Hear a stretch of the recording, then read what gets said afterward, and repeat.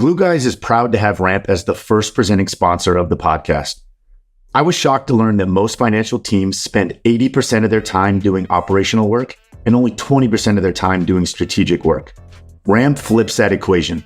This financial operations platform simplifies everything about how businesses spend money and spend their time. With Ramp, you can manage spend approvals, control your expenses, automate your accounting, track your vendor relationships, and even book your travel. Ramp enables finance teams to focus all of their attention on what's most important. It allows companies to issue physical and virtual cards to every employee with spend limits, category restrictions, and automated compliance checks to ensure spend outside of expense policy is never allowed to happen. Ramp eliminates both manual expense reports for employees and removes the need for accountants to spend hundreds of manual hours each month classifying transactions so financials are accurate. The Ramp team is all in on saving their customers time and money. Ramp is used by best-in-class businesses like Shopify, Airbnb, Anduril, and many more. They all use Ramp to manage their spend and automate away tedious financial processes that just distract from the main thing. Ramp is easy to use. Get started now and build a more efficient team and a more profitable business. Whether you have 5 employees or 25,000, go to ramp.com/GG to sign up for free and get a $250 welcome bonus. That's ramp.com/GG. All right, Glue Guy listeners, let's talk about something that might just change the way you sleep forever. 8 Sleep. You've probably heard of the pod, right? I mean, if it's good enough for Elon Musk and Mark Zuckerberg, it's probably worth checking out for yourself. But they've just upped their game with the Pod 4 Ultra, the new gold standard in intelligent sleep systems. Now, here's the deal. The Pod 4 Ultra is like having a climate-controlled assistant in your bed. No, not like that, you freaks, but it is simple. You just add it to your current mattress like a fitted sheet and boom, it automatically cools or warms each side of your bed. So no more battles over the thermostat with your partner, no more blanket tug of war. It's all been settled. It's been clinically proven to give you up to an hour more quality of sleep every night, which, I mean, who couldn't use that? The standout feature here is the cooling capability. This thing can cool your side of the bed to 20 degrees below room temperature. Perfect for those hot summer nights. Now imagine setting your bed to a perfect 55 degrees while you're in a deep sleep, all managed by the Pod's autopilot feature, which adjusts the temperature throughout the night. So you get a deeper, more restorative sleep even without thinking about it. Unbelievable. Now, I took over 1,000 naps over the course of my 13-year NBA career. I played well over 1,000 games. And Michael Lewis once called me the no stats all-star. Now, if I had 8 sleep during my career, I would have been the stats all-star. Seriously. Sleep is the new Rolex, it's the new Mercedes, it's the new luxury brand. So why wouldn't you want the best sleep money can buy, the best sleep possible? Now, the best part, you can add the Pod 4 Ultra to any bed, whether you're just an athlete trying to optimize recovery or someone looking to improve your quality of life. So right now, you can get $350 off the Pod 4 Ultra at 8sleep.com/Glue Guys. Just use the code Glue Guys. Level up your sleep and thank me later.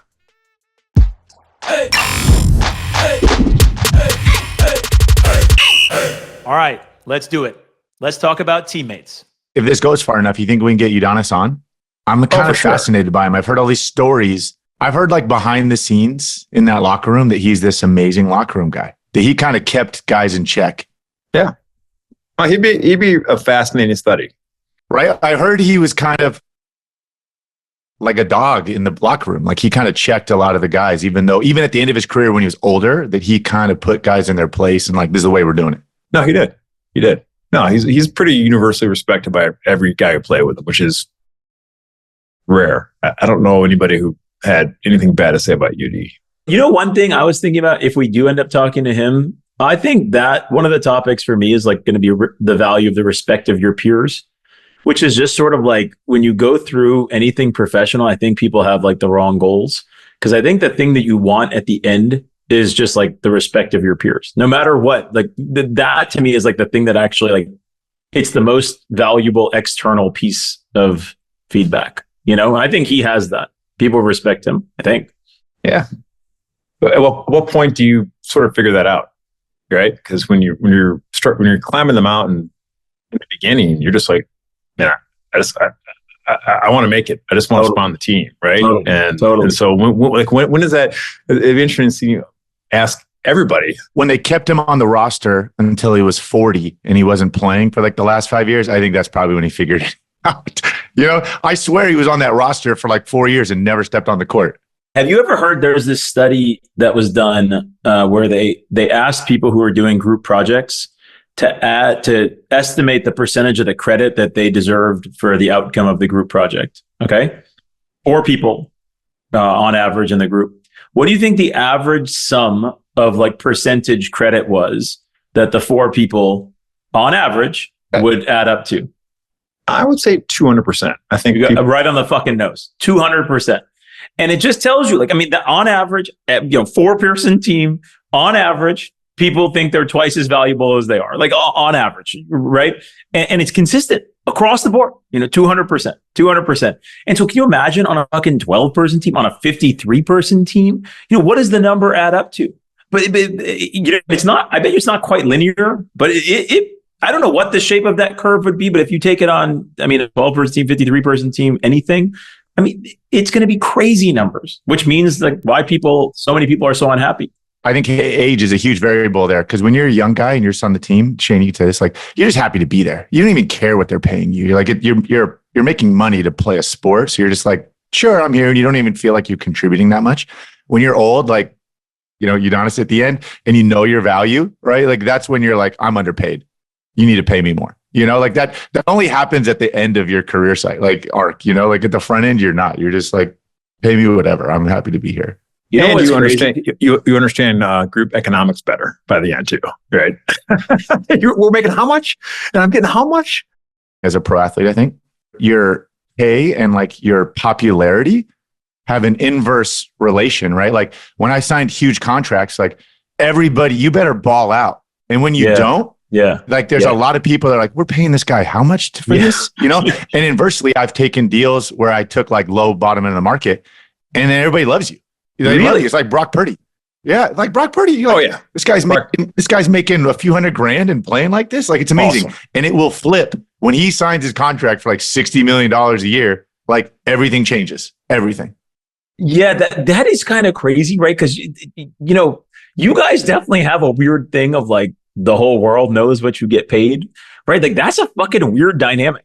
Like I don't know what that's like.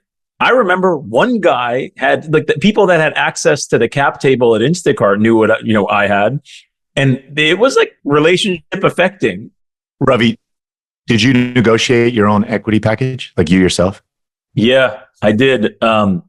What's crazy about that? So one, when I was leaving, like KKR, you don't negotiate anything; you just like get it, right? Same thing at Sequoia. You just like get it. But when you go to a company, like, you get an offer, you negotiate it. So I got my offer from Instacart and I was like, I got to negotiate this. And I was talking to my dad about it and he was like, well, what do you want? And I told him what I wanted. And he's like, well, how are you going to try and get it? And I'm like, well, I'm going to be like, there's so much risk in this company and I got to get, compensated for that risk. Here's what I'm leaving on the table. And my dad was like, hey, listen, like, let's say Naya and Trey and Savin were applying for like a school. And someone was like, I don't know if I want to take them because like, here are all their negatives. He's like, what would you think? I'd be like, fuck you guys, like those are my kids. Like, stop talking about them. And he's like, that's the way the founder feels about his company. So like, if you go and tell him like, here's all the risk, you're just gonna piss him off. You're not gonna get anything. So if you want to try and get more, tell him like, look, like I think this is going to work, but I want to like participate. I want to be part of it. I want to feel it the way, you feel it. Right. And so I believe in this and I really want it to work and I want to participate in that. And it was just like a way better, conversation. And I did that instead. And then I tried to get more a year later. But How did you determine what your market was? I mean, do you just talking to your buddies and reading the journal? I mean, again, the private companies, there's you just don't know. It's more art than science. You don't really know, and you have no idea what these companies are going to be worth, right? So, like, it's weird. Like, this. Like, money there's an absolute dollar amount that you care about. Then there's also like a fairness thing. There's a stat that median CEO pay keeps on going up because no CEO wants to believe they're at the median. because they've always been high performers. So they keep on saying, well, I want to be in the 80th percentile, whatever. So I tried to get some stats on like percentages of companies that CFOs got, right? And I wanted to have a good number within that. And then I wanted to have a good number within the company, for what I had. So I tried to get some data like that. And then Shane, what happened, funny enough, was like I worked there for a year. I'd done a good job.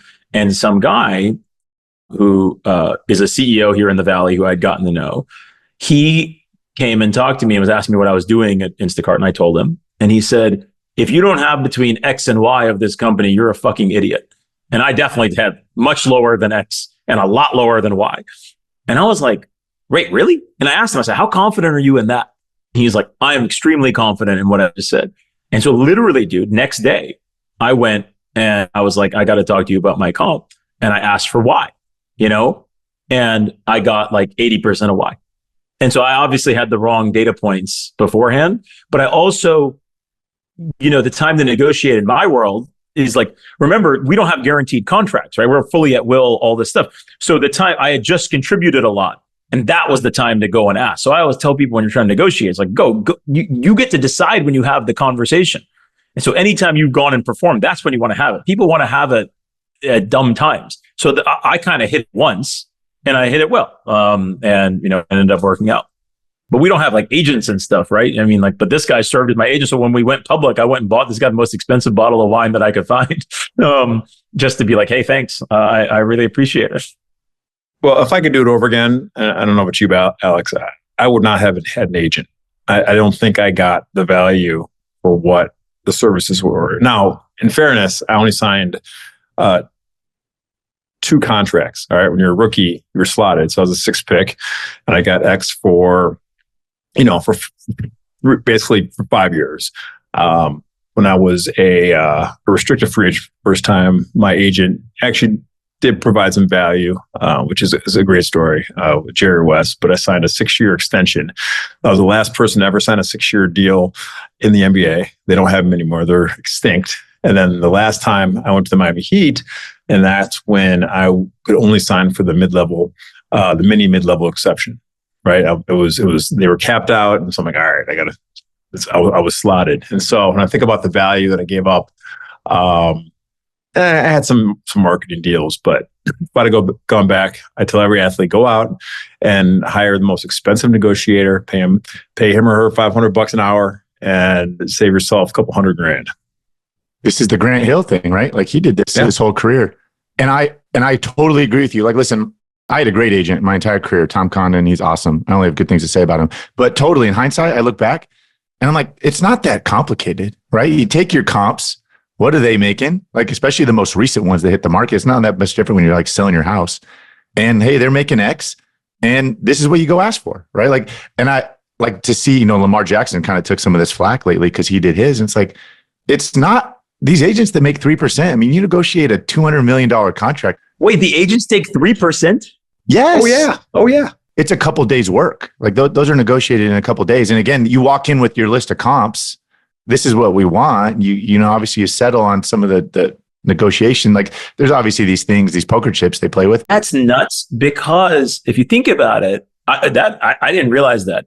If you think about it, one, it's particularly crazy in the NBA because there's a salary cap. I don't know football as well, but like, you know what I'm saying? There is only so much, particularly if you're like, getting a bigger contract, they literally can only pay you so much. So that's one thing. The other thing is because of what you said earlier, Alex, of like, you are not as likable when you sign a big contract. Some of the value of an agent would be like, you get to have them be not likable. You know what I'm saying? Because they're the one going and negotiating on your behalf. But the issue is you still take the pain afterwards. So paying them is a lot. It's like when Scott Boras was out there negotiating for all these dudes, there was like, suppose it's like, well, it's not really him. It's not really A-Rod that's going and doing this. It's Scott Boras. He's the bulldog. But A-Rod still got all the hate anyway. So like, what are you paying for? Well, totally. And that's why I asked you if you negotiated yourself. Because when you go in, like that's what I think would be the hard part. Because I know this is how this happens. Like your agent goes in and says, hey, my guy's a stud. He deserves, like you said, why? Well, the team, even though they want you, they actually come back and they're like, well, he's not so good at this and he's not so good at that. And he's kind of okay at this. And so like, we think he's worth, obviously significantly less. And ultimately you probably end up settling somewhere in the middle. But if you're negotiating yourself, like they're saying that to your face potentially. Like you're having these conversations like, well, we don't quite think you're that good. Like your comp is not Patrick Mahomes. Like you're kind of here. Dude, I'm telling you, it's easier in the non-sports world. I literally took one piece of paper in a manila folder. Okay. That was going to be my ask. And I said, I don't think my compensation is in line with my contributions nor my alternatives. Okay. That's what I said. And the founder was great. He was like, I totally agree. Have you thought about what you want? I said, yes. And I gave him a piece of paper. Right. And he's like, thank you. And the thing about it is like, there is no, like, he can't be like, well, I'm trying to think of like he's not gonna be like, well, you're not Sheryl Sandberg. Like nobody talks like that. There's no like comping, like they just kind of are trying to figure out what they can pay you and what they can not. And so my point is they don't have like the hurtful conversation on the other side. It's actually more like most people just aren't that good at negotiators and they don't want to go and advocate for themselves and they don't want to have the conversation because it is awkward, but like huge payoff if you can do it yourself.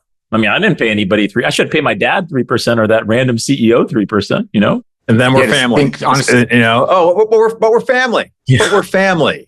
Like, come on, like, exactly. We'll get along, but we're family, which is the most abused word, the F word. Do they use that in sports when you're negotiating? They'll say we're family. Yes, we're family. Well, it's like every other team breakdown, Ravi's family. Like, and it's always coming from the guy that like this guy definitely doesn't mean it. That is batshit, guys. Like batshit. Sports is the most absurd use of the word family, in my opinion, right? That there is. They literally will trade you. Like, I can't get traded. I can get fired. You know what I'm saying? But like, it is, man, that is crazy. That is like. Well, that's called business. This is not family. This is business. When you get traded or you get benched, this is, we love you, but this is business. But right? My point is like, then the breakdown in the huddle should be business, like rather than family. And look, in all my business dealings, anyone who brings up the word family or a big family, it's like, it's the wrong word to use. Like, look, we should all support each other and we should all hope the best for our individual trajectories. And as a group, we're going to do whatever we can to support you and to foster your dreams and ambitions and get you there. But like, this is not a family, family, you can't trade family. Right? Our cousins, our parents are, for better, for worse. And families fight and they bicker. And of course. They're great. Forever. That's the whole point. So I hope this is not family. Yeah. Well, dude, you know what's so fascinating about that? Like literally the seminal document in Silicon Valley for culture is the Netflix culture document. And the fucking beginning of it is, we are not a family. Our analogy is a high-performing sports team. Like, we will change you out if you are not a high performer at your position. And we'll give you a generous severance package and all that stuff. But like, it's crazy because like the contrast is like sports is so aggressively not family. But in like the primary culture document in Silicon Valley history, it distinguishes of like not family, we're a sports team. The great teams don't talk like that though. Like Bill Belichick's not telling those guys they're family. Yeah. Like, right. He's keeping it it's professional. Yeah. This is why you're here. And it's right. You're expected to perform at a certain level, as am I. And if you're not, we're gone. Right. And then hopefully, and I think guys actually appreciate that. Right, Shane? I mean, like guys don't want, they know like the BS meter, especially when you get to the professional level, gets pretty high. And I think everybody, hopefully the team goals and your goals are aligned, right? Like as they should be in any good organization, right? Like again, like the rising tide lifts all ships. And like, so and you're working, right? You want to be part of a good environment, winning, losing sucks, especially when you're out there towing the line every week. You can't, there's no like hiding in sports is the other thing, right? Like you can't go sit in a cubicle and just hide for like a year. Totally. Like, no, totally. You're going to be on the court every other night. And like they're writing about you in the paper and talking about you on talk radio. And like, it sucks if you're part of a loser. Thinking about family, Alex, I disagree that, the Miami Heat prided themselves on being a family. And the F word was used a lot. And now the Heat are a very different organization. They are run like a mafia organization. No one ever leaves. No one ever comes in. When I ran analytics for them, I was there probably 9 years. between my playing days and running data, and I was still considered the new guy. 8 years in. And there were things that said, well, you just haven't been here long enough that I was told. And that was an example. It was a family dynamic, but it's a model that if I were advising the team, I would say, no, that's a really, really, really difficult model to try to replicate. And that's held together by Pat Riley and his singular greatness. And, Ravi and I, we often talk about, the hero culture and how difficult it is to maintain. It sort of just evolves. A hero culture just sort of like comes about, and all of a sudden you have. What do you mean by the hero culture? Well, where a singular force, or I wouldn't ever characterize the hero culture as 2 or 3 singular forces. Would you, Ravi? No. A single force is basically the tie that binds it all together. So Pat Riley, I mean, we're talking unicorns, like right? like the Force in Star Wars. Is that what we're talking here? Yeah. But at least one thing that binds us all. But okay. At least with Star Wars, you had Darth Vader, you had Senator Palpatine, you had a bunch of cult of personalities. It's probably a better word for it. Right? When you have one singular cult of personality that holds everybody together, that holds the line. And in Miami, like, Pat Riley's a unicorn. There's never been an executive like him. And even today, when Pat speaks, everybody listens. Everybody.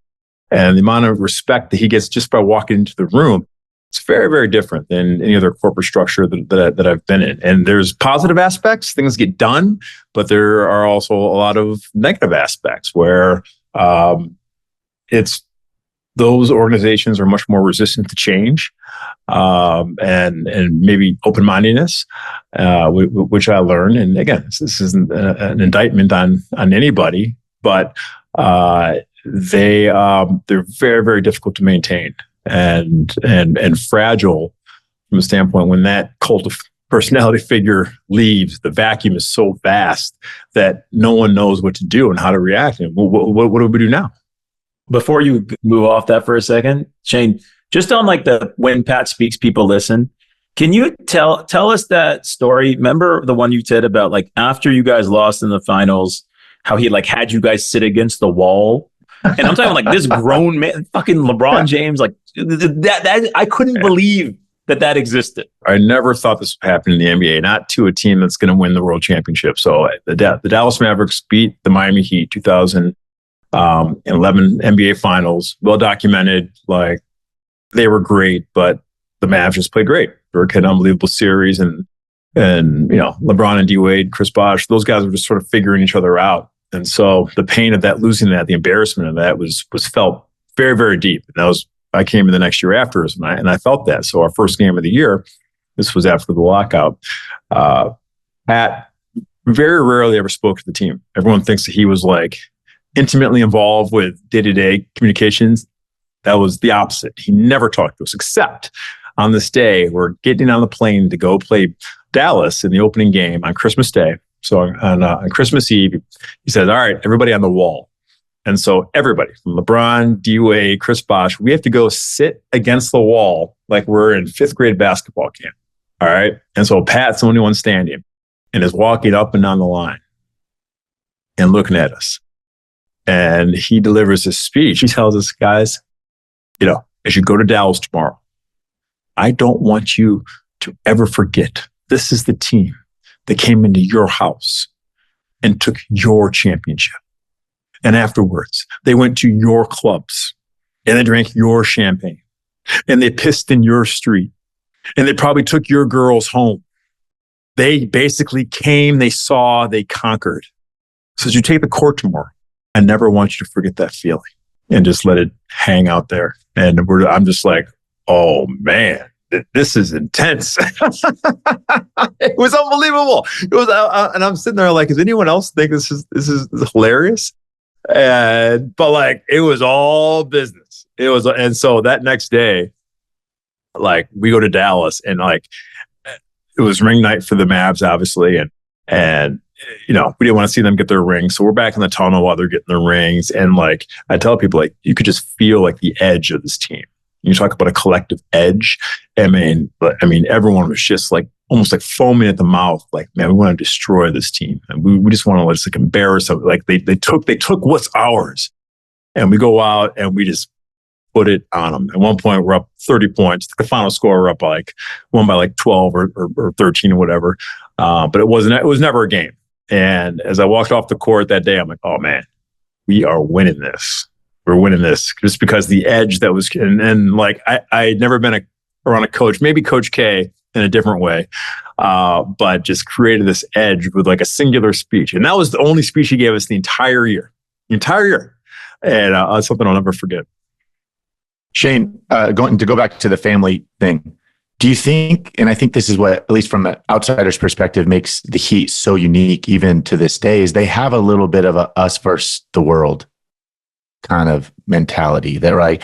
And the people they draft and the free agents they sign, it's like, you're one of us, right? Like you, and then when you get in there again, it's like that. It's like us, we do it differently. We're different, us versus the world. So I think, and obviously basketball locker rooms are much smaller, more tight knit, less guys obviously than a football. It's a badge and honor for the Miami Heat to say this is not for everybody, which is like so weird in sports and in business. Do you ever, how many teams say, we're a little bit different. This might not be for you.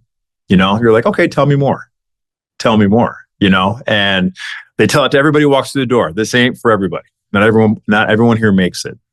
But if you're a competitor, right, and you accept that challenge, the rewards are going to be greater than any other place. And the mentality of like, we're here for one reason and one reason only, to be world champions. Now, a lot of people say that, all right, but not everyone acts that way. It reminds me so much of Urban Meyer.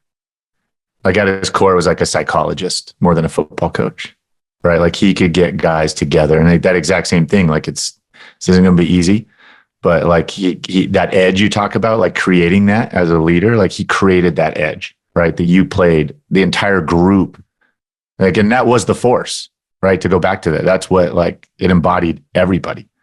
And, bro, you talked about the confrontation thing. Like this guy loved confrontation, right? Like it was at the heartbeat of the culture, right? Like that confrontation, like, and it was everything you did. I don't care if you were, right? Like you competed at everything, right? And it was at I don't care if it was at the lunch line, right? Like you were, it was a part of everything you did every single day.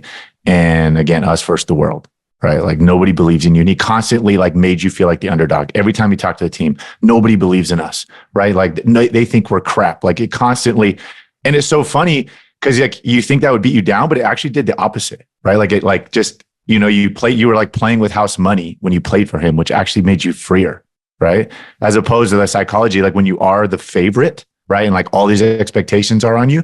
And for me, like you'd step out on the field and then it was like, oh shit, don't screw up, And those are very different mindsets to take the field on, right? Like when you, like the opening whistle, like when you're like, no one's giving you a chance, he would tell you like, right, no one thinks we can do this. Like everybody thinks you guys are crap. Like you aren't a part of the big schools, like yada, yada, yada. And then you like the opening whistle would come or like kickoff and it was like, dude, you were chomping at the bit. Like, let's freaking go, man. Do you think that you can maintain the approach that Urban took after having success? Like, because I only know him from like watching documentaries and all this stuff, right? But like the Utah Urban or the Bowling Green Urban versus like Florida Urban post-championship, can you still be the same guy with that even after having success?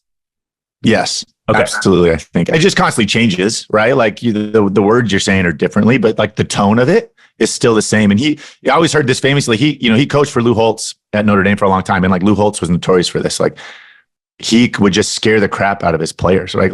Like Notre Dame could be playing like Army, right? Like who they were supposed to obliterate. And like, he would be like, he would still talk to the team like how good Army was and that they're going to kick the crap out of you guys. Like, like he was just this master, like psychologist, like he could just do that. And Urban's the same way. Like it just constantly, he's always going to make you have that chip on your shoulder, right? Like as a team. And that's kind of how he lives and embodies it. Right. And I do think there is something healthy about that. Again, like an approach to that, to competition that way. Right.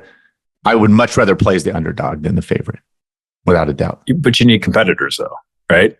I mean, they can't be scared of it. They got to want it, right? Like no doubt at your core, you got to be confident. I'm sure you had a high attrition rate, because it wasn't for everybody, right? Huge. You weeded out like the first thing you did. Like I hated being in the room with him the first 6 months he was at Utah. I hated it. Like if he walked into a room, I tried to leave it. I couldn't stand it. So you loved it on the field, but you didn't like it at first when you were with him. Tell us more about that.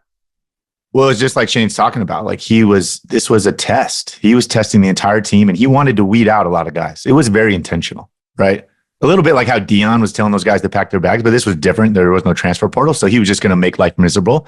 And the ones that quit, like obviously weren't meant to be here and weren't made for it. Like there was literally that kind of language that he used. And so for 6 months, he didn't know what I was about or any of us were about. So like he was going to find out. And again, like whether it was on the field, in the meeting room, I mean, you'd walk into a meeting room, he's like, Alex, get on the board. Right. And he would just like draw up this. And I'd start drawing and he'd be like, look at that. Look at those X's and O's. That looks like shit. He's like, fix that. Where's your hashes? What yard line are we on? Right. Like he would just like to the point where like I like still like when I draw plays, like it's still ingrained in me when I watch other people draw X's and O's on a whiteboard and it sucks. Like I still am taken back to when I'm 18 years old and getting just crushed by Urban in the meeting room. That's amazing. It sucked. He constantly like tested you be in the weight room. And I was like a 180-pound kid. I mean, he wanted Tim Tebow, like in Cam Newton. Like that's what he wants as a quarterback. And like I still don't look like that, let alone as an 18-year-old.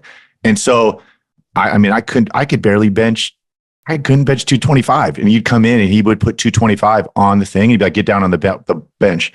And he'd be like spotting over you. And like I couldn't lift it off my chest, right? Like, and he's just like not helping. He's just like watching me struggle, right? Like, come on, lift it. This is ridiculous. Like this is Division I football. You can't lift this. And he would just, it was brutal. I hated it. We did these mat drills. We would do these mat drills where you wrestled each other at 6 a.m. He had trash cans lined up everywhere because guys are puking. It was just this like terrible experience. And he would put the quarterbacks, because we don't have naturally he'd put like receivers and DBs together, right? Like they have a natural counterpart, right? Like offensive lineman, defensive lineman. Like there's you know what I'm saying? For a quarterback, there's no natural like counterpart. Well, he'd put us with the linebackers because he thought it was funny. And like then you're at Utah and like some of these guys are returned missionaries. So they're like 24 years old. I'm 18. Like they were like senior. I was in 6th grade when they were seniors in high school. Jesus Christ. And you would just get the crap kicked out of you. Bloody noses. You'd be stuffing bandages up your nose. You had like turf burn all over you. Cause you had these like, you would do these exercises where it'd be like, one guy would get down on hands and knees and then they would blow a whistle. And then the guy, like the linebacker, I would have to try and crawl on my hands and knees 10 yards. And he would have to try and stop me. And there's no rules. That's it. Like you either get to the end of the line or he stops you. There's a winner and a loser. And that's it. No rules and like no holds bar. And then the best was like, so you're in these groups and you're doing this. You have all these stations, so everybody's moving around and you're kind of only in your little pocket, right? And then at the end, he'd call everybody up to this like exact station. And if there was a guy that like, had attitude or thought he was like kind, mighty, like a prima donna, he would call him out. And so the whole group now is watching. You got 100 guys around watching, right? And he would call up like the prima donna receiver, right? Like, hey, you're up. And then he would call out like the walk-on safety who happened to be an all-state wrestler that like he knew. And he would just like, the all-state wrestler would just kick this guy's ass in front of everybody.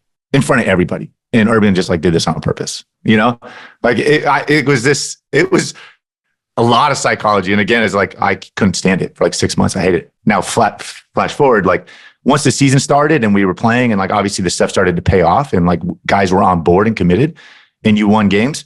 Like once you were in for Urban, you were in for life. And again, to go to like the family thing, like to this day, like if you were, and it didn't matter if you were a scholarship guy or if you were a walk-on that ran down on kickoff, like if you were in, you're in forever with Urban, right? Like you're in his circle and he'll do anything for you for the rest of his life. So like, it was like a tale of two worlds for me. Yeah. It's like earning your way into the family. Like you're not family. The mafia. Right. Yeah. Like there is something like that. What's crazy related to this? I was just thinking about this. There was an article in the New Yorker last week or a couple weeks ago about Jack McCloskey. You remember him, Shane? Yeah. The Pistons GM. Yep. So it's written by his daughter. Okay. So his actual family, his daughter. And she was effectively, the point of the article is like, my dad was not a good dad. Like he was not around. He left. They like didn't talk for 20 years, whatever. But he was a fucking unbelievable GM of this Pistons team, and the whole thing was that was like family, like we're the underdogs, whatever. And there's all these people like that like go and talk about him as like he was there for me. He went with me to rehab. He would go with me to all these like AA meetings. I mean, like real shit. And then there's that very famous hug when the Pistons walked off the floor against the Bulls, which, by the way, it was not cool as a Bulls fan. But anyway, when they walked off the floor, there's that bit. Shane, you're supportive of it. You had to be there, Ravi. You had to understand what that moment was. Okay, we can talk about that later. But that was. Well, I mean, it's not a fair fight because I'm a fucking Bulls fan. You're a former NBA player. No one feels sorry for you as a Bulls fan. Right? Okay, fine. Yeah, I still think that was not a cool move. But anyway, so Isaiah, she talks about that like very famous hug that Isaiah has as he walks off the floor with McCloskey, and the hug is like, I mean, it's like a father and a son hug. It is so intense. And she's sort of like, yo, I never had that. Like, that's my dad. And I never had that. And then it ends up at the end where like, he feels like he could have had more with her, whatever. But it is crazy because like he did treat the Pistons as a family more so than he treated his actual family. And so there is something here where like, I don't know, like Shane, maybe we're wrong on like, I don't know, maybe there is a place for it, like, in certain environments, like if you like really live it, if you like do it all the way through, because like I've generally been like, no, that doesn't work. But I don't know if it worked for Urban, if it works for the Heat, and like it worked for those Pistons teams. Like I don't know, maybe it can work. It can work. I just don't think it's sustainable. Yeah, I don't think it's sustainable. It's like too intense. I think it's really fragile. Yeah, I think it's a really fragile environment to operate under. I think that's right. It can work. It could be highly effective if you have a strong enough personality, someone who never rationalizes, right? Urban Meyer, Coach K, McCloskey, Elon, these two or four, these forces they never rationalize. It will make them great. That's right. But I think there's a couple things like Urban doing this with 18 and 19-year-old kids, and even like the return missionaries that are older, like, it's different, right? Like there's a power difference there. Like when you get to a professional sport and you're talking to a guy that's, been a pro for 14 years. He's almost your peer. He's, he's been all pro. And to be honest, his contract with the team is worth more than yours. So like he may be more important if you piss him off, like you may be heading out if you like ruin that relationship. So the dynamics are different at professional level. I also think there's a size element to this, right? Like Google and Apple aren't like talking like they're a family at this point. I mean, it's like how many thousands and thousands of employees. However, they may have started like that, right? Like that may have been there's definitely a size where they are.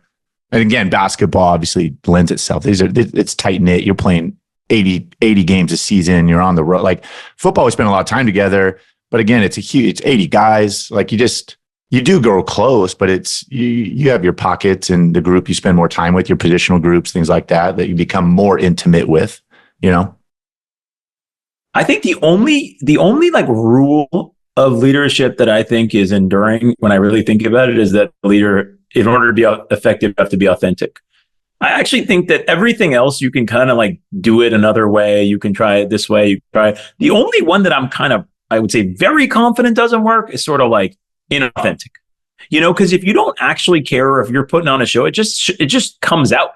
People can see it. You always read the article at the end when the coach gets fired of like, well, he was saying this, but doing this, like, and I think that to me, everything else, there's probably like many paths to nirvana, but the one that you can't do is like kind of be somebody else, because nobody wants to follow someone like that. And that's the only thing that makes you a leader is people wanting to follow you. 1,000% agree. I get asked all the time like about leadership, and I'm like, there's all kinds of different leaders. The only thing that matters is that you're authentic and you speak like you're honest, right? And I think people respect that. And I felt like I learned this the hard way. I was drafted as a 20-year-old kid playing quarterback, and inherently as a quarterback, like you're the leader. You touch the ball every play, and it's like, well, you walk into a locker room, and I'm like, well, there's Bryant Young over there who's like 33, multiple time all pro, like, but I'm supposed to lead him, right? And it inherently kicked me into kind of a little bit like imposter syndrome kicked in. I mean, it was one thing when I was in college and you're with your peers and like, there's a little more balance. And again, probably not this like demand of a leader, but then you get to the professional level and it's a bunch of grown men, a bunch of guys older than me that are way more accomplished, but I'm supposed to break them down. I'm supposed to, like, before we go out there, say some meaningful words before we take the field, right? Like that. And I felt like I had to be something more than myself, right? Like, again, I wasn't enough. And so then you stretch and you're like, well, you start doing stupid shit. Like, this is what I think they want to, like, there's some crazy idea of a leader supposed to say this, and then again, everybody sees it and it's this terrible effect. Like, and I think that's certainly at the core of leaders gone wrong. Right. And I again, I remember it clicking, like all of a sudden I would hear other guys when they would step in and they spoke from the heart, right? Like, and they were very, like, they didn't say some Disney version of a speech, right? Like, they just kept it real. And I was like, damn, I like that. Like, I needed to hear that. Don't you think those speeches meant more and were more effective because of what was behind those guys? Is how they acted. For sure. It's how they acted, but they're not insecure. Yeah. I mean, but their actions showed their bias towards the team, and hey, we're here to create something special, right? If that person was showing up late and not coachable, and he gets up there and says the same exact speech, you're like, man, this joker. Yeah. Who does he think he is? But I think the thing that's at the core of both of those, the core of their actions and how they carry themselves, is the same thing that's at the core of the speech. Do you know what I'm saying? Like, at the same time, I also didn't think like I was good enough to put, like, I was very insecure about being the number one pick and being the starting quarterback for the 49ers, right? So, like, I also had it on the field. And then when I stepped in it was also there in the locker room. Like, like it was there for both those things. Yeah, but Shane, I think to your point, I totally agree with that, of like, it almost like doesn't matter what the words are as long as they're like real, like, because you can feel it when somebody is telling you the truth, whatever that is, right? Like, Alex, like, your shirt that's the Just Live. Like, remember that guy you were telling us about, like, the "Are you going to live today?" Like, I don't even know what that means, right? But like, you could feel that he felt it, and it's like, yeah, I'm kind of pumped up now. Like, Shane, yours during the Heat winning streak of, like, the touch the people speech. I don't know if that's your best speech of all time, but it's a pretty good one. But it's also like, they could tell you felt it, you were real about it, and I think that's the only thing that actually comes through, right? There's this good quote, which is like, everyone is actually a good storyteller and a good writer. It's just a matter of if they're honest enough to tell you the truth, right? Because, like, it's not actually if you're good or not at it. It's just a matter of, are you willing to get deep enough? Are you willing to say the thing that's actually happening? Because everybody, like, I think Theo Epstein said this, but I don't know, somebody said it. It's like, everyone's life is like a Russian novel if they're willing to tell you about it. If somebody tells you the real things going on in their life, everything is interesting and crazy, but people just don't want to tell you. They don't want to tell themselves. That's better. Yeah, that's right. They don't want to tell themselves. Right. Yep. Some different, version of themselves they're pretending and they are ignoring. I completely agree with that. Yeah. I think that's a much better point, that they don't want to tell themselves. That's crazy. So, Ravi, how does that translate into a corporate setting? When there is so much protectionism going on, people are way less willing to stick their neck out for, because they might find it on the chopping block here. So, like, how can our experiences help somebody in a corporate setting? Yeah. Well, I think there's a few things. I think if you're the leader, right, the first thing of just sort of like, don't be a facsimile of what you think a leader is supposed to be. Like, you have to do it your own way. Like, I think that you have to be authentic. I think that's a very real thing of, like, it's not about the speeches. It's not about the all hands. It's about, like, actually being clear on what you're about and why you're about it, and having your actions be consistent with that. I think that a lot of people are, doing an impersonation of what they think a leader is. That's a big deal. The second thing is, I think what you guys are saying, which is cool, is sort of like, even the leader, you guys were like leaders of your team a lot of the times, you get inspired by somebody else who just, like, does it every day and then tells you what they're doing. And you know what I'm saying? But, like, the consistency of the action can make you a leader. And I think that's a big deal in a corporate setting, which is like, you don't actually have to be the top dog in order for people to want to follow you and for people to want to come with you. And I think that to me is an interesting one, because people, you actually find this a lot. People will be like, oh, this organization is political, or this organization is this. And it's like, well, what are you doing to make it better? And then they don't answer you. And it's like, you can start it. You can be the one to be good and people will follow. Like, I guess my biggest takeaway I have from what you guys are saying is there's like a magnetic attraction to people that actually walk the walk, no matter the fucking level, right? Like that guy who was the all-state wrestler who was the walk-on, if that guy went out and like just took out the prima donna receiver in that drill, I bet you people were kind of like wanting to be around that guy afterwards, even though he never plays. And I think that to me is the lesson for if you're at a company. And then I think the other thing is, this is a big deal. You have to know what game you're playing. If you're trying at a company to just like make as much money as possible and work as little as possible, you can actually do that just fine. I mean, it's fine. You can hide, you can like not do a whole lot. I think you have to realize though, that's probably not going to make you happy. You know, the thing that's going to make you happy is you being a contributor. And the only way you can't fake being a contributor, because the rest of the people kind of, they know if you're faking it or not. You're laughing, Shane. What are you thinking about? Very few people know what game they're playing. All right. I think at the core, and they never have a conversation with anybody to articulate that. Right? How many people write in their journals every single day about what their purpose is? One. You? Yeah. Right. And so I think that's it might be a fool's errand to say, hey, what game are you playing? Because unless you give someone truth serum, they're not going to tell you most people are just chasing dollars, right? Chasing prestige. Well, I think to Alex's point, do they even know? Do they even tell themselves the truth about what game they're playing? The question, Alex, do you think they're lying or do you think they don't know? Everything you just said, like in the search for it, and like these people, is the definition of a glue guy.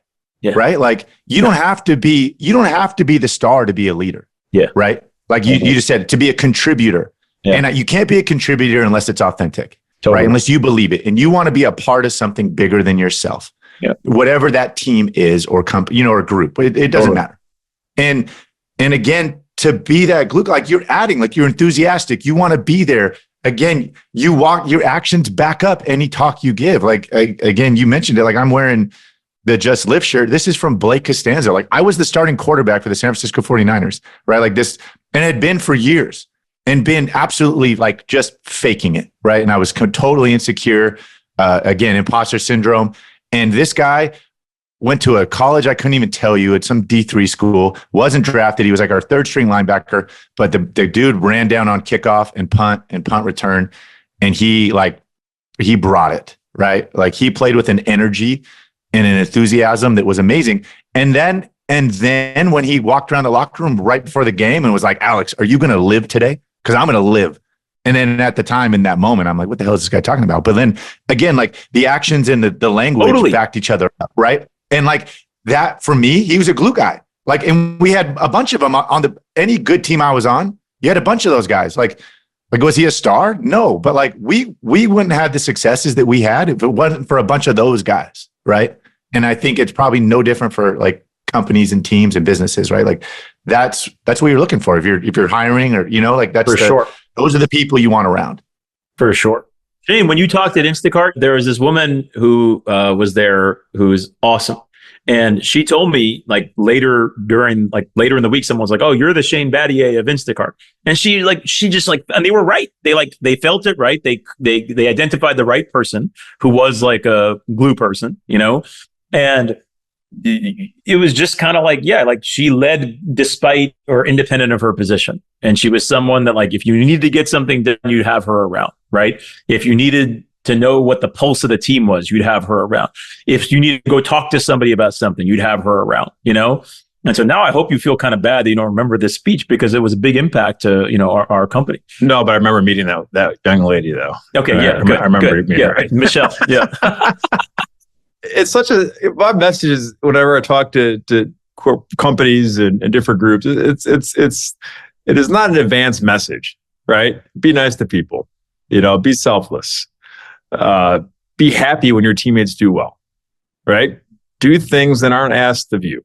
If you see a piece of trash on the ground, just pick it up, right? Not because anyone asked you to, just because it's the right thing to do, right? Be use humor to make fun of yourself, right? Diffuse situations, listen hard, ask good questions. Like this is not rocket science. There are no classes at Stanford on how to do these things. This is just like being a normal, well-adjusted member of the team. And the best way that I tell people to identify this, people are like, how do I find these people? How do I find glue guys? The easiest way to measure this in any group, all right, you just take out an Excel spreadsheet, you pull everybody, you say, hey, look, give me 3 people that you feel energized after talking to, right? That you feel good, that makes you feel good, that like, oh man, that was a positive interaction. All right. And then you say, okay, give me 3 people that are energy vampires that you dread talking. You talk to this person. Oh, and after you have a call with them, a Zoom with them, a meeting with them, a coffee with them, you're like, oh, that was so brutal. And I promise you, like, if you map that in a simple mapping app, like all the lines are going to go towards a couple people on the positive side. And the negative side, there's gonna be a lot of lines leading away from those people. And like those are your glue guys. And those are the people that carry the culture. And those are the people that, you know, are just rallying the troops. And I think those people make it fun to go to work. Totally, dude. And it's also like, Totally. and it's just a side effect of it, but it's a huge thing. Like and I'm sure you've been on teams like this. There were years, man, I didn't like going to work, right? Like, cause the guys in the QB room, it was a bad culture. It was bad. It was negative. They were like, again, the energy sucked, like, and the team or like anything, like the whole deal, right? The entire vibe. And those are long years and they're brutal and it's miserable. And on the flip side of that, when you get when it's right. And it's hard to put your finger on it. And it's all these things we've been talking about, but man, it's fun. It's fun going to work. Right. Like, and it's not necessarily based off of the results. It is more about like the daily, kind of the journey. And I know, not to be like corny or hokey, but like it does. And it's manifested from that kind of energy and culture of people. Can you teach that? Or are these people just born with a certain set of experiences or DNA that makes them this way? That's the $1,000 question. Don't you think you foster it as a leader? And you're probably not right all the time, but when you make a mistake, you recognize it and you like, you weed them out. I mean, I think you're trying to constantly protect. Once you even have it, you're protecting it. You know what it is? This is interesting. I actually think, so I think 2 things on that. One, I think you can, as a leader, I think you can enhance it in people by like recognizing it, right?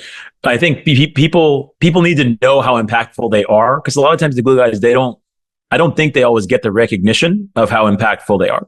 And so I think one thing as a leader is like kind of making sure somebody knows like, like our company or our team is so much better because you're here. The other thing is, I think it's like anything else. I think it's like a discipline. Like I have a note card on my desk, literally, that says bring joy. You know this, Shane. Alex, I think I've told you this, but like literally it just says bring joy. And I like see it every fucking morning. And even if I'm not feeling like doing it, I'm kind of like part of my responsibility, as a teammate here is to like do that. And so I do think you can like get better at it because you can try. You can actually feel like, you know what? Like, did I do that today? Did I bring any joy today? I think you absolutely can like set the tone for as a leader, right? Of certainly anybody that's underneath you. And like for me, like again, to go back to the sports, like Urban used to make the entire team watch special teams together, right? And he would put the special teams and he would constantly just call out high effort plays, right? Mm-hmm. Across the board. And they were always, again, it was like going back, it was like the walk-on safety. Look at this guy. Look at this effort, right? And it would be, maybe even it was away from the play and it was something that was selfless, right? Like, look at him run down here and take on these 2 blockers. And because he did this, it freed up this guy next to him to make the tackle, right? And it was constantly reinforcing the selflessness, right? And he pointed out high effort plays. And like, I know this happens with Kyle Shanahan, right? Like when they come in on a Monday morning after a big win, like Brandon Ayuk could have caught for 150 yards and 2 touchdowns. He's putting on his block though, that freed up Christian McCaffrey for like the 70-yard touchdown and the effort play of like blocking downfield like that. And Bill Belichick, same thing. Andy Reid, like you're pointing out and reinforcing to the group, right? Like again, these high effort plays, the selflessness, the sacrifice, and it doesn't always come from the guy that gets the headline. And why is it so hard? Why are we still talking about this? And why isn't this the norm in every group, every team? Why does anyone want to listen to this? What is it? Got to get mine. Right? Like, isn't it that? It's what you said, me, how many likes? Isn't it that? Yeah. I mean, look, we are a social animal, but we have evolutionary traits that we need to survive. For sure. Right. Don't you think it also starts at the top? Like, I think just as much as like, yeah, we can say that everybody's inherently like, wired to try and protect themselves or be selfish.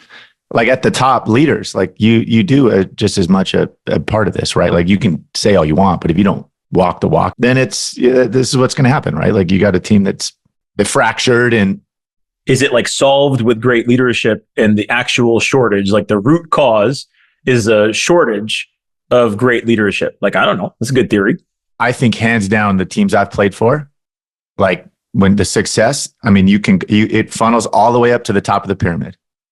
Head coach, GM, president, owner, and owner being a part of it, right? And the culture they set for the building, it flows down. And probably the head coach has the biggest impact on it in a football world. Absolutely. Right. And I think very much, I mean, I feel like I've been on both sides of the coin, right? Like I've been in these fractured environments where it does make you selfish, right? Like, and it does, it's again, but on the other side, I think when it's done well, then all of a sudden you can flip back and like, I don't know. I do think it's not like we're all perfect, right? Like we all have we all have our shit. And I think strong leadership at the top that knows what they're doing. And again, like they back it up. Yeah, absolutely. I think that has the biggest effect on success as a team. Shane, do you think that Memphis culture change could have happened without Hubie? Because if you take the point, right, you guys had players that ultimately started making the change. But like, if you just kind of take Alex's hypothesis, like, I don't know. Hubie was a catalyst. Jerry West was a catalyst. And I would also argue that, like, look, you need rank and file to lead from the bottom up. And look, when your best players, on championship teams are the most coachable, like Jokic, and shows up early and can take coaching and feedback and bounce back and show resilience and care about the teammates, guess what everyone else is going to do? They're going to exhibit that sort of winning behavior. Now, if your best players are shitbirds and they are showing up to practice hungover, late, taking nights off and yada, yada, yada, guess what everyone else is going to do? They're going to mimic the best players, right? And the whatever the rank and file does. And so while Hubie and Jerry West obviously were huge catalysts and they did change the culture, I think the peer pressure on the ground is as powerful, if not more powerful than strong leadership, because most people, again, don't want to stick their neck out. They don't want to be different. And people are going to float to the level of the group they're in. Pat Riley has a great saying about culture. It's like culture is not like the ideals of what a group should be. What culture is, what is the minimum that this group will be willing to accept? The minimum. And so if that floor is down here and super low, yeah, you're gonna get some shitbirds and you're gonna be, not resilient and be late. But if your floor is like, and the minimum you'll accept is you're 15 minutes early, and the minimum you'll accept is no excuses made, and the minimum you accept is no finger pointing, guess what? That's pretty good. That you can do something with that, right? And even if you don't know what the answer to the championship is, that's not cellar dwelling behavior. And so obviously it's a combination. You need strong leaders to sort of hammer that home and bang that drum every single day that this is what we're about. But until you get whatever your locker room is, it could be your coffee room, it could be the locker room, has that floor of what the minimum you'll accept to be being super high, you're going to fall short. I totally agree with you, but I would just go back to it's leadership that has the control to identify the glue guys from the shitbirds, right? Like they're the ones. Like did you have any say getting drafted by the Memphis Grizzlies? No, no. So like, and again, and no leader from the personnel side, from a hiring standpoint, right? Like you're not going to be perfect, but the thing that's important again is being able to identify the difference of the two, and just over time, you collect the glue guys and you get, you constantly try to weed out the shitbirds, which, by the way, if there were a counterpart to this podcast, it would be the shitbirds. Yeah, exactly. Yes. The one thing we can't, not shitbirds, if you want to avoid that. One thing, if you go back to like root cause, I do wonder if the root cause, Shane, if you're like, why is this so hard for everyone? Right. So we have different ideas, different theories. One, I think, is this going back to like people don't know what game they're playing. I really think that's a big deal. Because if you don't know what game you're playing, you just play the game that you observe somebody else playing. You just like go try to do that. You go just try to copy it. Versus like, no, like here's what I'm here to do. This is what I'm going to try and do. I know who I am. That's what I'm trying to do. I actually think that to me is like the root cause of the why this is hard. Because if you don't know what game you're playing, you just play the game someone else is playing around you. And you probably were getting to the same point. Don't you think a leader has an effect on that too? Like, oh, for sure. I remember you hearing, Shane, like I heard the story where you're talking about Coach K called you up in the off season and was like, what are you thinking? What'd you think about this morning when you woke up? Right? Like he helped foster, like certainly that was there. And you obviously had what I'm saying? You did it, but like the planting the seeds, the motivator, that's the power of an amazing leader. I think that they can do that, right? Like, and help people with their roles on the team. And constantly, I think, again, help foster that. I don't know. I do come back to that. Yeah. Call it individualized consideration. That's exhausting. It's exhausting.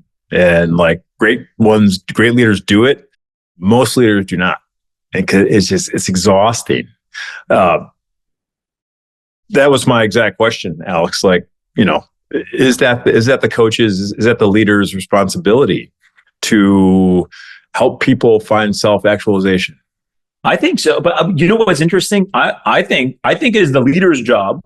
The reason I'm not 100% sure I know what self-actualization means, Shane. So I'm gonna hesitate for a second of like, what does that mean? All my dreams, I've found it. I've been searching for this, and I've realized.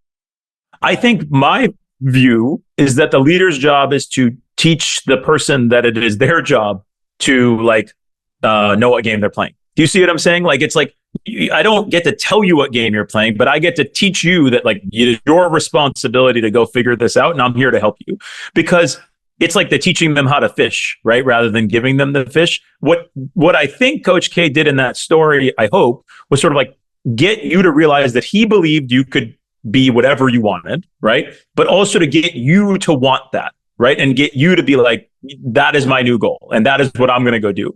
And so I think, to me, and it's like with kids, right? Like our job is not to give the kids the success. It's to get them to want it themselves and to get them to want to go earn it. And that's why it's so fucking hard, because it's not that hard to like just give it to somebody. It's just very hard to get them to want to do the work to get it, And that's what I think is exhausting and difficult and disciplined. But that's why it's like great if you can do it. Also, Alex, I just want to register a complaint from earlier when you said that, you were 180 pounds and couldn't bench 225. Like, look, some of us are 180 pounds and have trouble benching 225 pounds. Like, go easy on the rest of us, But I hear you, but that was also my job, right? Like my job was to be fit and strong. And literally the reason they were paying for my college education and I couldn't do it. I'm just saying that it would be a good day in the Gupta household if I threw up 225. I'm just saying. Just to chime in my 2 cents. I think language is absolutely important, right? Especially from a leadership perspective. And I think kind of universally you're taught, like after a game, you got to take you're going up to the press conference, you're going to ask questions, right? And when things go bad, you say me, right? And I. And when things go well and you win, it's we and us, right? Like that's that's what good leader, Yes. Textbook, 101. But however, I think we've talked about this before, like good leaders also like there's the conflict, right? Like the confrontation. And I think that one thing I do believe, this is actually something my dad says a lot. My dad's like a real leadership mentor for me. But he often says a lot too. He's like, remember, you can't just be like playing one note. You have to do it different ways. So the fact that I smile a lot, the fact that I hope bringing joy, the fact that I was someone who was like, I was generally a very positive leader. Like, we can do this. Like, we're going to do it together. If me being pissed off every once in a while was like impactful, because like, oh, wow, this was really not up to the standard, And so, honestly, that was one thing that happened a lot to me as a in a good way. My dad was a little unpredictable when I was a kid. And so some of the reason we like stayed in line was we were like, we don't really know how he's going to react if we like, if my brother and I step out of line. And so that was an interesting thing for me on like the value of like a little surprise from time to time as a leader, of like, I wasn't expecting that. Yeah. That's the old Steve Kerr story. I don't know if you guys have heard this. So Steve Kerr, obviously like super good dude. And he played with some super alphas with the Bulls. And every now and then he felt that like Phil was taking him for granted, and Michael, all these guys taking him for granted because he's Steve Kerr, smiling, good dude, is going to be there, worked hard. And so about once a year, he'd walk into practice and say, today's the day. And they would be in a scrimmage, and there'd be a foul. He'd go to the hole and didn't get foul. They didn't call it. He would just go off. He would start cussing out Phil Jackson. He would go over to the ball rack, throw the ball rack like into the stands, start punting basketballs, tip over the Gatorade bottle or Gatorade water bottles and say, you know what? Fuck you guys. I'm out of here. And just leave practice. And what they did is everyone's like, whoa, that guy's unstable. Like, man. And guess what? Like, I like that. He got respect. So I totally get that. I totally, if you'd have said that's what you're trying to do, Ravi, like I totally would have respected that. And so I took that. So once a year, because everyone knew I was a good guy and I played ball, I tried to go off and be insane one time a year just to keep people on edge that they didn't know who I was. So, I couldn't have put it in those words, but I was trying to send a message by being pissed off from time to time. But I like that Steve Kerr story is so good. Alex Shane does this a little bit as the commissioner of our fantasy football league too. Every once in a while, you fuckers don't appreciate me. You know how much work I do here? And just to send a message of like, does he do it over the message board? He just goes like ape shit on the group message board for the fantasy league. It is unpredictable in the messaging medium in which he does this. I would say he usually saves it for in person. We have the same weekend every year that we do our draft, and you can count on him for one moment during the draft weekend of like, if you guys don't like it, why don't you guys just do it? Like it's something about that. We always say also the weekend doesn't start until someone questions the commissioner's integrity.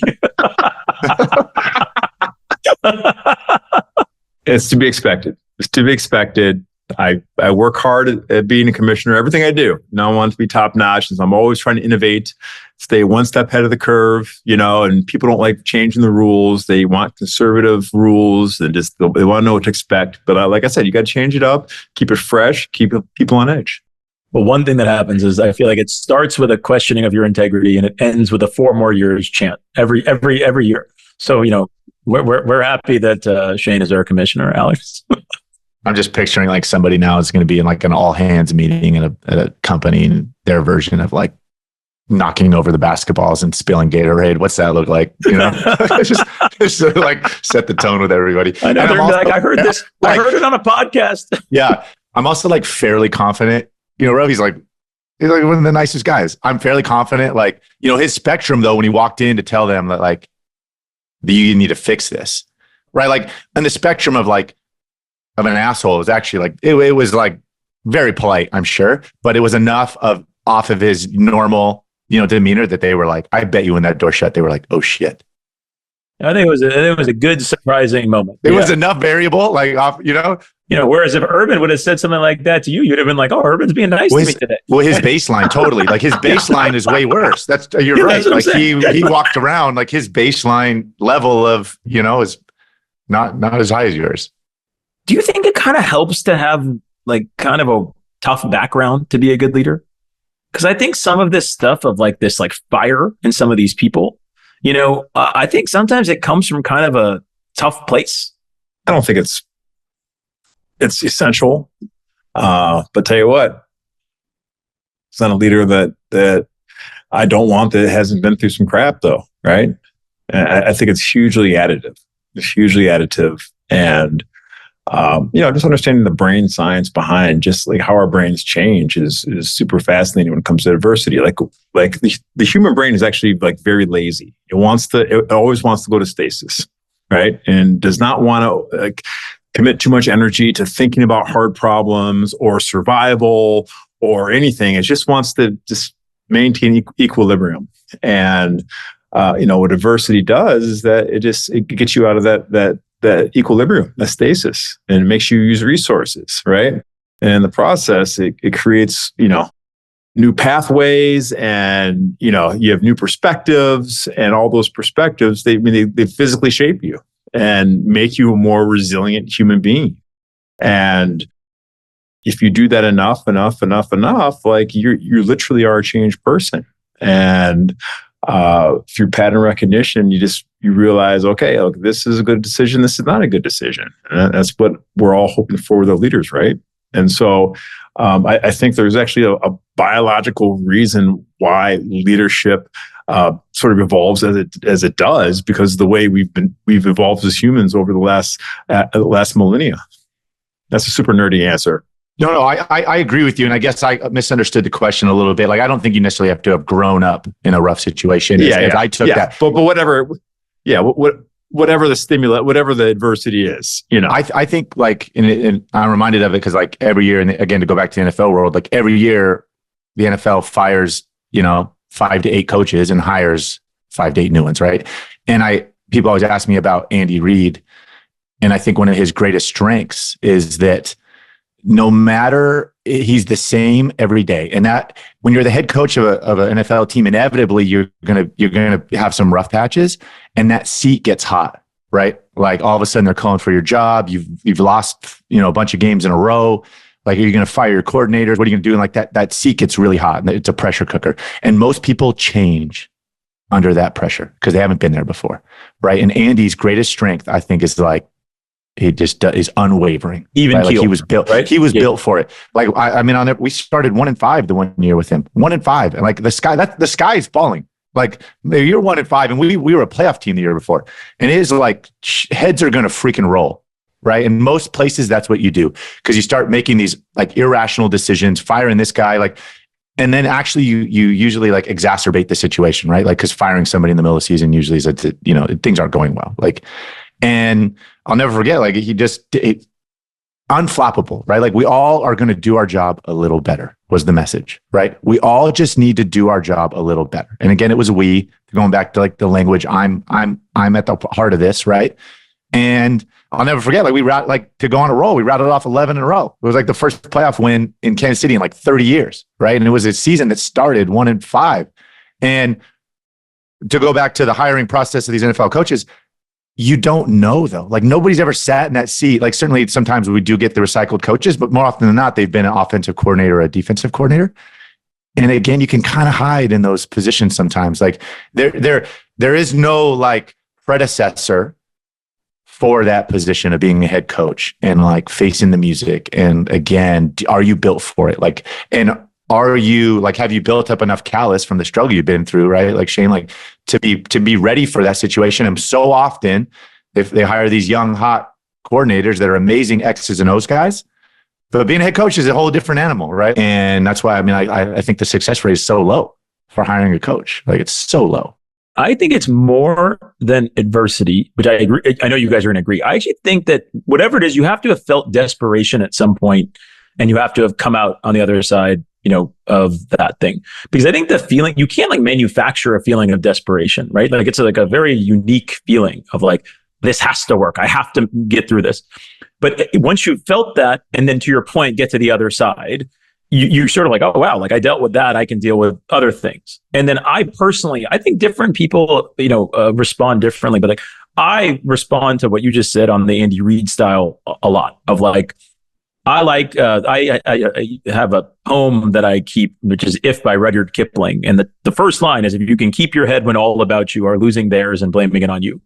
Like that to me is just like such a good embodiment of what it means to be a leader. It's like, you got to stay steady, right? And if you're going to be off that, you need to do it on purpose, right? You need to be purposefully moving off that.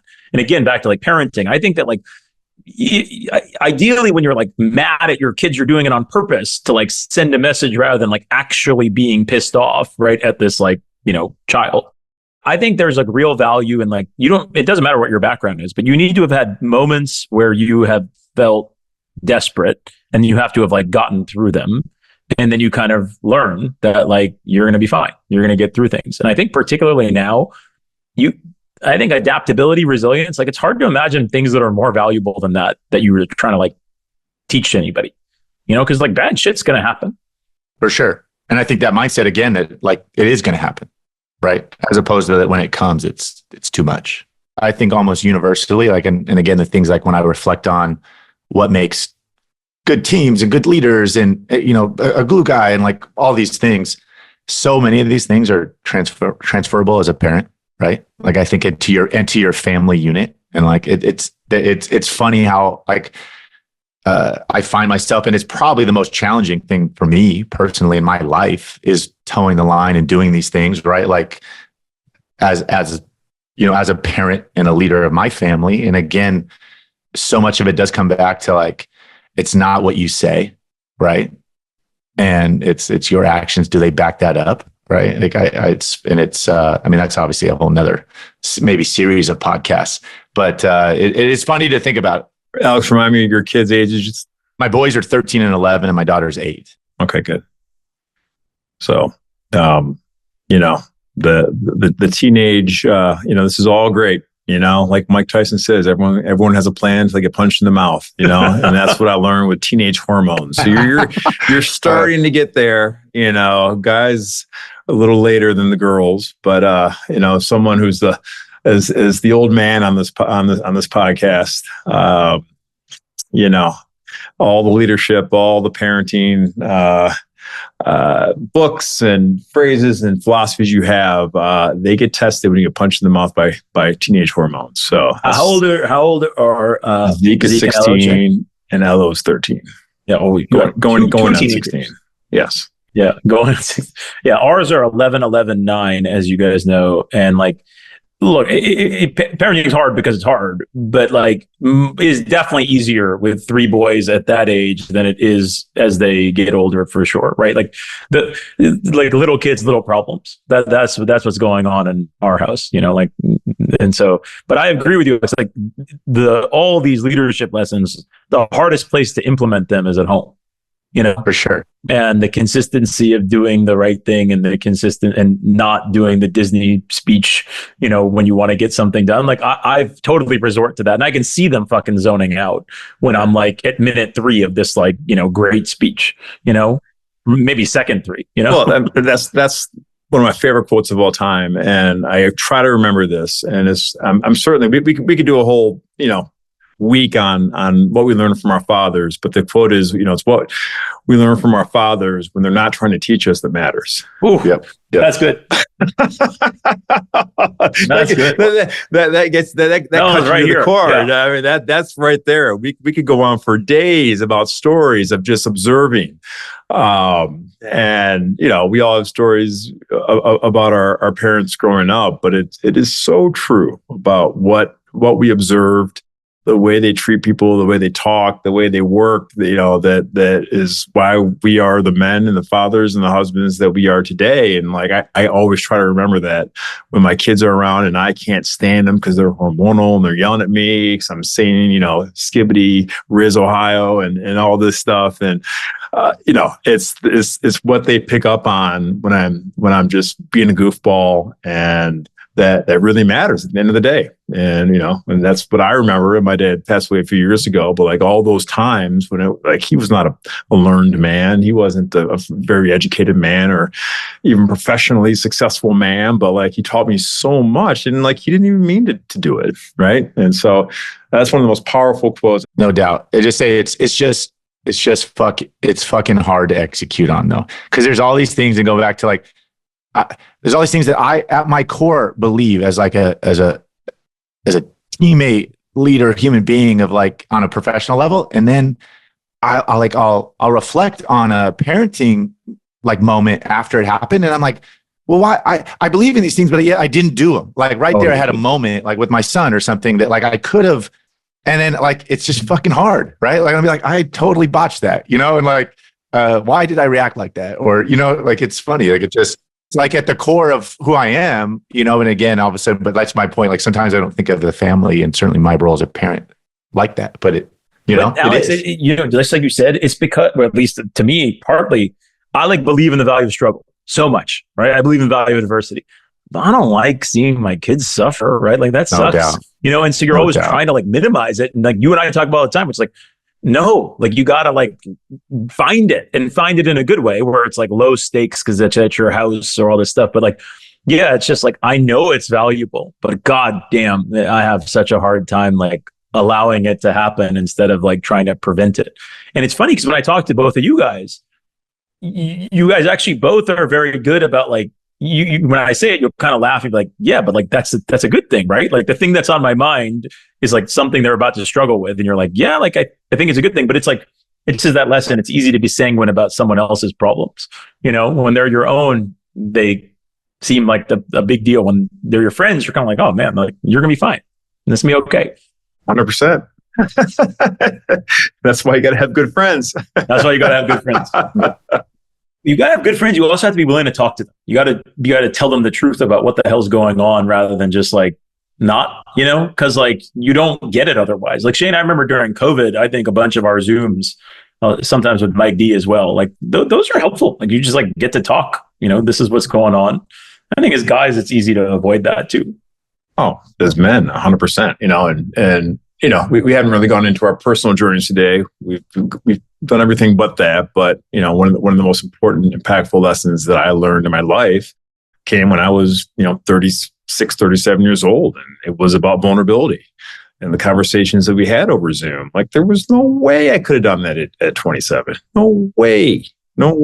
And being incapable of being a person of fame or stature or whatever, and never letting down the veil and letting anyone in, like that's just par for the course, right? And I wouldn't even know how to do that. It wasn't until I really had to work on myself and really flex that muscle and develop that muscle to be like, yeah, man, it's all right. It's all right to let people in, and especially people who care about you. And that's one of the lessons my dad never taught me. I wish he would have. But thankfully, I think we're in a better era as father and as men where that's way more accepted. That was a lot of fun for me. I say we wrap there. That's great. Hey, hey, hey.